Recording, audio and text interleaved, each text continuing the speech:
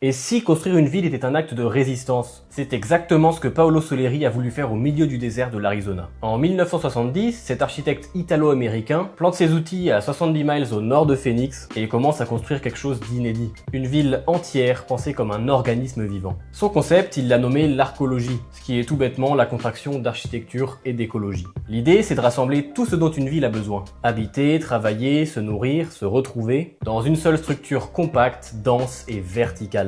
Une ville qui tient debout sur quelques hectares plutôt que de s'étaler sur des kilomètres. C'est une réponse assez directe à l'étalement urbain américain, à ses banlieues infinies, ses autoroutes, ses parkings à perte de vue. Soleri, il dit qu'on fait fausse route. L'avenir de l'habitat urbain, c'est la densité choisie, et non l'expansion subie. Alors il construit des voûtes, des apses, c'est-à-dire des demi-cylindres ouverts sur l'extérieur, du béton coulé sur place, des formes géométriques fortes qui jouent avec la lumière du désert. Mais voilà le problème, Arcosanti devait accueillir 5000 habitants, et finalement, il n'en a jamais hébergé plus d'une centaine. C'est pas un échec architectural, c'est quelque chose de plus étrange et de plus fascinant que ça. Plus de 8000 personnes sont passées ici, ont mis la main à la pâte, ou plutôt dans le béton, dans de nombreux ateliers ouverts à tous. Des architectes, des étudiants, des curieux du monde entier. Arcosanti a finalement moins fonctionné comme une ville que comme une école d'architecture à ciel ouvert. Un véritable laboratoire vivant. Et c'est peut-être pour ça que le projet nous parle encore aujourd'hui. À une époque où on cherche des alternatives à l'étalement, à la voiture, à la consommation de sol, Arcosanti pose les bonnes questions. Alors c'est sûr, il apporte pas vraiment de bonnes réponses, mais au moins il pose les bonnes questions. Est-ce qu'une utopie inachevée peut avoir plus de valeur qu'un projet livré? C'est une question qu'on pose beaucoup sur cette chaîne et le débat reste ouvert.